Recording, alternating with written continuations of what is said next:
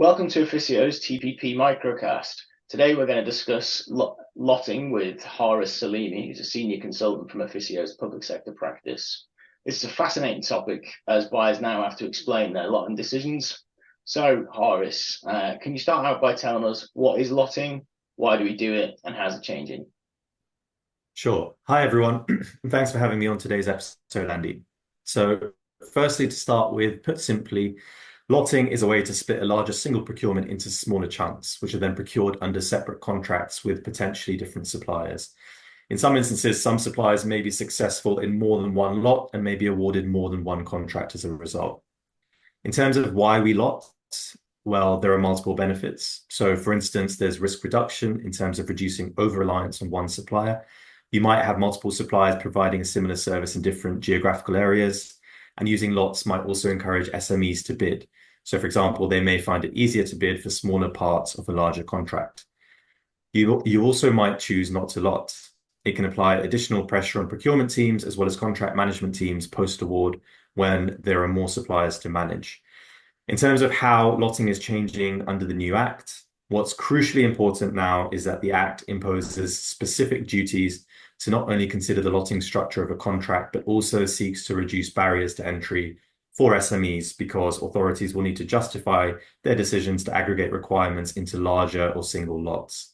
This justification then needs to be documented in not only the tender notice, but the contract award and contract details notices as well. That's really interesting. So can you tell us how incorporating these extra duties is likely to play out in a practical sense for procurement teams? Well, there's going to be a lot more scrutiny of contracting authorities' decisions on whether to lot and how they comply with their new duties to reduce barriers for SMEs, with each procurement's rationale being published in the public domain through transparency notices. So in the very worst case scenario, contracting authorities that demonstrate systemic weaknesses in their conduct of public procurements may be investigated in the Cabinet Office. So justification is crucial, which means more pressure on business cases at all stages to ensure reasoning is robust. It will also mean more governance to ensure the lotting strategy chosen is indeed the most practical and best value for money. And of course, it means approvals processes may also take more time, given the additional scrutiny and ensuring that is factored into procurement timelines. Wow.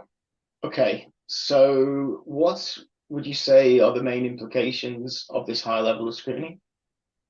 Sure. So I think understanding whether or not to lot is going to require significantly more thinking now. So, for example, can you deliver the service better through multiple sub-services, and is that more or less economical? So more delivery model assessments will be expected. We'll also see more SMEs bidding for public sector contracts.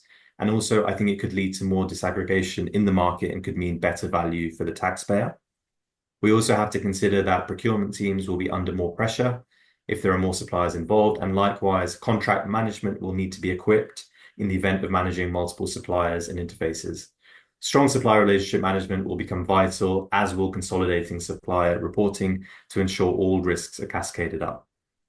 So I think it would also be great to hear from some of our listeners as well via the comments to hear further views on what other implications lotting will result in.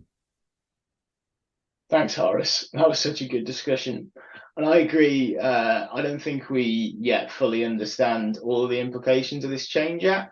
And so I'd ask everybody to take up Horace on his suggestion to keep their views going in the chat. I hope you've all enjoyed today's microcast. I'll see you next week.